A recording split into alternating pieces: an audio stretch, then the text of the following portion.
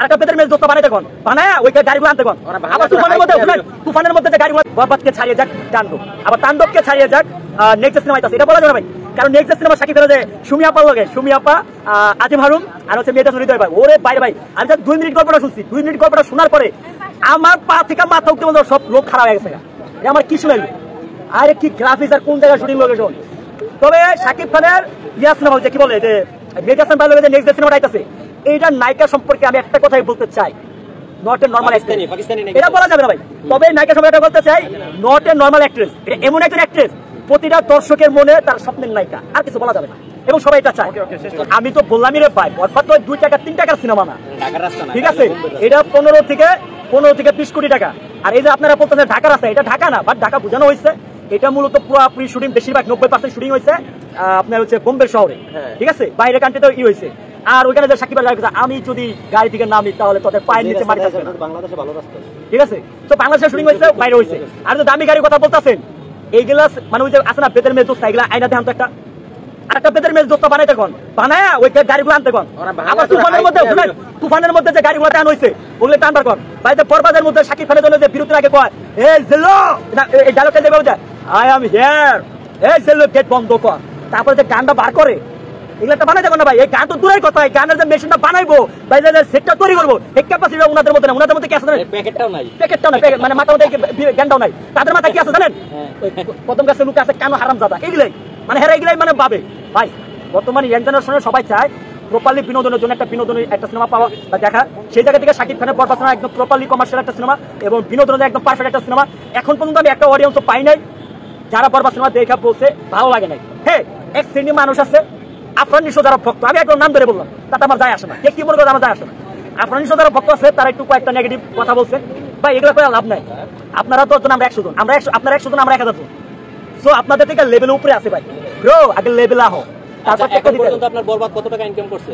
বরবাদ আমি যতটুকু অনলাইনে 3-4 দিন আগে দেখছিলাম সেটা প্রায় 70-75 মতো, আমি শিওর না। হ্যাঁ কোটি, মানে বাংলাদেশ এবং বাইরে সব মিলা 70 কোটি 75 কোটির মতো আমি এটা দেখছি। 100 কোটি হইতে আর 25 কোটি মাত্র বাকি। রাইট হয়ে যাবে ভাই, এর পর্যন্ত চললে তো। আমার কথাটা শুনেন, আজকে শুক্রবার না, শনিবার রবিবার সোমবারে যখন ফোন আইবো তখন আমি হয়তো ফোনে পাবো শান্ত ভাই আমার মনে আশা পূরণ হয়েছে ভাই। কি ভাই 100 কোটি ক্লাবে তো ছাড়া গেছে, আমি শুনুন খুব রিসেন্টলি। আর নিশোর কি কত কোটি টাকা ইনকাম করছে? 10 কোটি দিছে, 9 কোটি 9 কোটি ভাই আমি একটা কথা কই, মানে যে কথা আমরা হুনাই শুনি না, আমাদের আগে আসতে হবে তুফান আমাদের কত কোটি টাকা ইনকাম করছে এই বিষয়টা না, এটা বাদ, এটা না, তুফান আমার ওটা খেয়াল নাই। মানে তুফান কিন্তু 10 কোটির উপরে পারে নাই। আমি বলি কি তুফান ওরে বাপ কি বল, আপনার মাথা ঠিক আছে নাকি? কি কোন মিয়া কত তুফান আমি যতটুকু জানি তাও তো মনে করেন 40-45 এর মতো ইনকাম করছে। আচ্ছা যাই হোক, আমি যতটুকু লাস্টের ইয়াটা দেখছিলাম ওই যে কোটা আন্দোলনের আগে, তখন আমি দেখলাম অনলাইনে 45 কোটি ক্রস করছে। আরো এই মুভিটা ভালো চলতো, তবে দেশের সমস্যার কারণে তখন তো আমরা নিজেদের জীবন নিয়ে ব্যস্ত। নিশুর ছবি 10 কোটি ইনকাম করছে, এটা তো ছোটখাটো বিষয় না। এই আপনি কইলেন আর আমি বিশাল, এটা মামুর বাড়ি মুয়া, আমি মানে মুয়া দিলার হয়ে গেল গাবে ধরুন না। শুনেন আমার কথা, শুনেন আমি একটা কথা কই, তোমার ভাই এত যদি দেমা থেকে তো পাওয়া থাকে বুঝছেন, এই যে সাকিব খান সিঙ্গেল স্ক্রিনে মানে 90-95 উপরে দিছে, সব মিলে 125টা, তুমি মাল্টিপ্লাই বাদ দাও। এত যদি খেলার ইচ্ছা থাকে, খেলতে চাও, তাহলে সিঙ্গেল স্ক্রিন যতগুলো আছে সবগুলো রানিং এ চালায়া বেশি না ভাই, যেদিন ছাড়বা ওই দিনে প্রথম দিনে কালেকশনটা আমরা দেখো কত ইনকাম করছো আমরা, আমি দেখবো চাই দর্শক কেমন আহে বেশি না। সাভারে আনতে কোন আমাদের এই সাভারে বরবাদ নামাজিক বরবাদ চাই না আমরা, মিশরি আনুক, আমি দেখবো চাই কটা দর্শক আহে ভাই। মামুর বাড়ি মুয়া না, যার মামুর বাড়ি গেলাম আলহামদুলিল্লাহ আমি খাইলাম, ঠিক আছে। আচ্ছা 2 নম্বরে কোন ছবিটা আছে বরবাদের পরে? আমি আগে বলে নেই, এবারে যে মুভিগুলো রিলিজ হয়েছে প্রত্যেকটা মুভি গল্প ভালো, একটা পার্সোনালি শ্রেণী আছে যারা ব্যক্তিগত, যেমন ডাকি সিনেমার একটা শ্রেণী আছে তারাও দেখেছে, বরবাদের একটা শ্রেণী আছে তারাও দেখেছে, আর তারপরে যে চক্কর জঙ্গলি ওনাদের শ্রেণীর লোকেরা ওনারাও দেখেছে। বাট সবাই, যেমন আমি যদি বলি বরবাদ কমার্শিয়াল আর হচ্ছে ভায়োলেন্স অ্যাকশন টাইপের মুভি, রোমান্টিক। আর বর্তমানে 2 নম্বরে কোন সিনেমাটা আছে? বর্তমানে কয় নাম্বার কোনটা এটা জানি না, তবে বরবাদের পরে আমাকে যদি বলেন আমি কোনটাকে এগিয়ে রাখবো সেটা তো জঙ্গলি না। আপনি কোনটাকে এগিয়ে রাখবেন বিষয়টা এরকম না, আমরা বাস্তবে তো মনে হয় উল্টা পাল্টা নিউজ দিয়ে দিলে কেউ এগেল গা, হেরা তো কইতাছে ডাকি জঙ্গলি মিয়া, বাস্তবে তো জঙ্গলি, বাস্তবে রাইট, বাস্তবে জঙ্গলি। সিনেপ্লেক্সের রিভিউ 2 নাম্বার হচ্ছে জঙ্গলি, রাইট জঙ্গলি। এই ছবির পরে এখানে জঙ্গলি লাগবে, দাগি আসবে না, এটা আমি জানি, এটা আপনি বলার আগে আমি জানি। তার মানে কি জঙ্গলি চাইদা বেশি? শুরুতে ছিল হইলো দাগি 2 নম্বরে, কিন্তু ধীরে ধীরে এই জঙ্গলি হবে না ভাই। যারা একটু লেভেল ক্রস করে তাদের অবস্থা এমনই হয়, যারা লেভেল ক্রস করে তাদের অবস্থা এমনই হবে ভাই। তো যাই হোক, ওই মনে করেন যে ওই সাকিবের সাথে সাকিবের মুভি আমরা তো বুঝলাম ব্যাপারটা, জঙ্গলির আসলে কি অবস্থা? আমরা রিভিউ নিয়েছি, অনেকে কেঁদে কেঁদে বেরোচ্ছেন, বলছেন খুবই ভালো হয়েছে। জঙ্গলিটার কি অবস্থা? আচ্ছা, আমার কাছে জিজ্ঞেস করছেন, আমারটা আমি বলি। আমি জঙ্গলি মুভিটা দেখছি। মুভিটা দেখার আগে আমি ভাবছিলাম এটা হচ্ছে action commercial film, properly action টাইপের সিনেমা, কিন্তু আমার ধারণাটা অ্যাবসলিউটলি রং ছিল, ঠিক আছে? আর আপনারা যারা ভাবছেন, মানে যারা দেখেন নাই যেটা আসলে অ্যাকশন সিনেমা, না, absolutely wrong information. Family entertainment, হ্যাঁ, ফ্যামিলি এন্টারটেইনমেন্ট এর গল্প নির্ভর সিনেমা। এবার আসি, আমি সিনেমাটা দেখতে গিয়ে ছেঁকা খাইছি।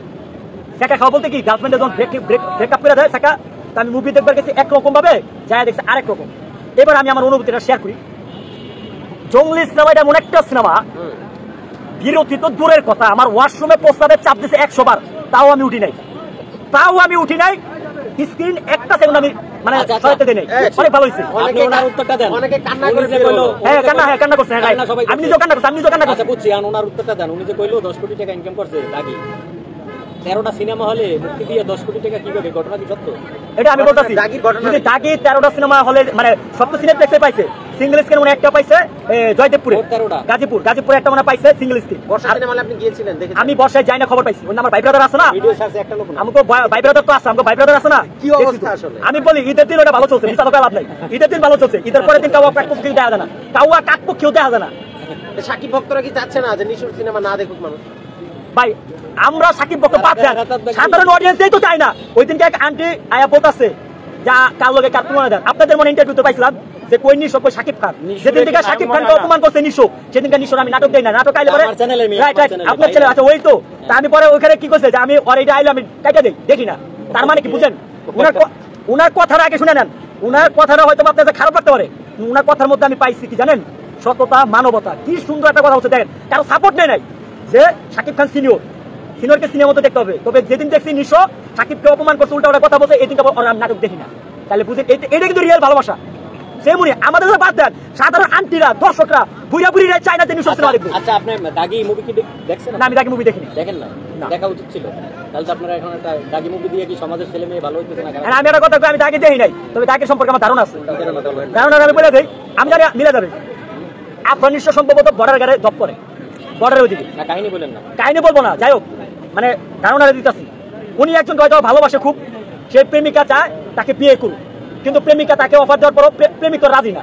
আজকে না কালকে, কালকে না পরশু ডেটই করে, প্রতিদিন ডেট করে, এখানে যায় ওখানে যায়, ওই চিপা যায়, ওই চিপার মধ্যে ঢুকে, এগুলোই সিনেমা দেখলে দেখা লাগে চিপা চুপের মধ্যে, এগুলো দেখা লাগে। আর রাখেন মিয়া, এর আগের বার আমি একটা মুভি দেখবার গেছিলাম, গত বছরের কাহিনী, ওমর, ঠিক আছে, ওমর ভাই বলে আমরা টিকিট কেটে এন্টারটেনমেন্ট অনেকে আকাশ ভরা তার কাম সারা, বাকিটা কইলাম না। ভাই তো জানেন আর কি আর ফ্যামিলি না দেখবো, আমার ভাই আমার বোন লজ্জায় মুখ দেখা লাগছে, এগুলো কি চাইলো? আচ্ছা ভাইয়া, আকাশ ভরা তার কাম সারা, আর কিছু কইলাম না। আর ভাই এটা বলা যাবে না তো, এটা লাইভ না। শান্ত ভাই, কথা বুঝেন না? সবচেয়ে একটা মজার ব্যাপার হচ্ছে, আপনি ঈদের দিন থেকে সেনা অডিটোরিয়ামে ছিলেন, নবীনগর যে সিনেমা, প্রতিদিন। তো সাকিব যে প্রিমিয়ার শোতে এসেছিল, সেখানে তিনি সেনা অডিটোরিয়ামের কথাটা বললেন। আমার ছবি দেখা, তো এইটা আসলে আমার ছবি দেখা, মানে কতটা আনন্দের বিষয় মনে হচ্ছে? অবশ্যই। আমরা যারা সাভার পাশে আছি তাদেরকে কিন্তু সাকিব ভাই ওইদিকে ভালোবাসা দিচ্ছে। এক্সপ্লেইন করেন, গুড ভাবে। 21 তারিখে আমরা প্রিমিয়ার শোতে গিয়েছিলাম, সেখানে খান সাহেব আমাদের সামনে আসেন। এখানে আমি প্রথমে একটা কথা বলতে চাই, আমাদের মেগাস্টার সাকিব খান উনার 25 বছরের ক্যারিয়ারে এখন পর্যন্ত কোনো হল ভিজিট করে নাই। এটা একটা কথা বলতে চাই, কোনো হল ভিজিট করে নাই।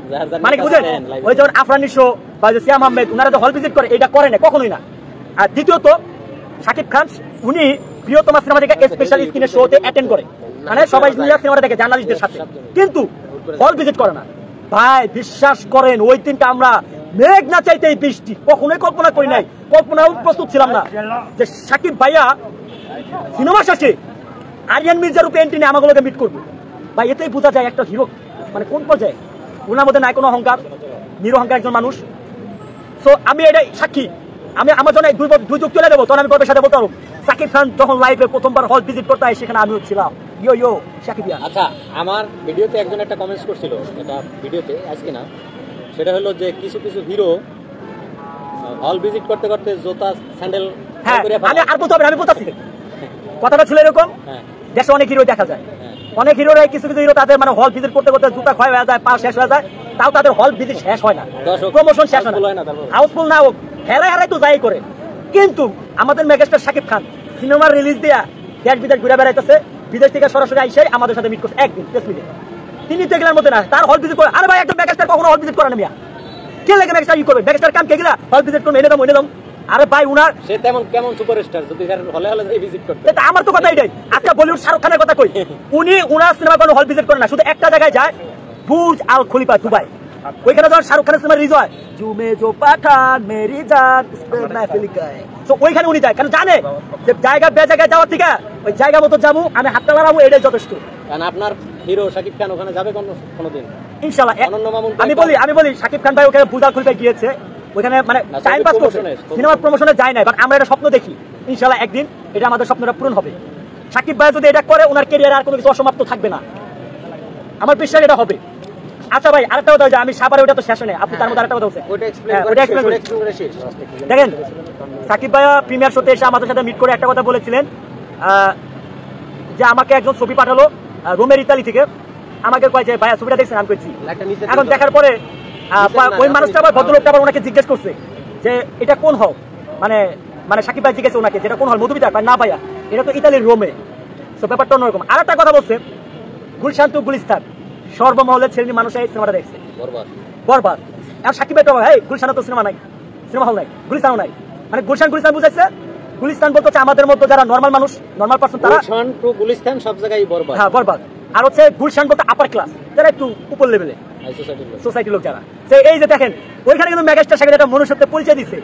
উনি যখন বললো যে গুলশান মানে আপার ক্লাস, মানে উপরের লোক যারা, আপার ক্লাসের লোক, মানে উপরে যারা মানে সোসাইটি, আর গুলিস্তানের লোক হচ্ছে আমরা, মানে আমরা মানে তাকেও বলছে যে আমার মতো নর্মাল পার্সন যারা। তার মানে কি বোঝা যায়? দেন ওনার কি টাকা পয়সা নাই, উনি তো কোটি কোটি টাকার মালিক, তারপরেও কিন্তু উনি দিন শেষে ওই কি বলে মানে সাধারণ মানুষের পরিচয়টা দিচ্ছে। এটাকেই বলে যে মনুষ্যত্ব, এটাকেই বলে বিবেক।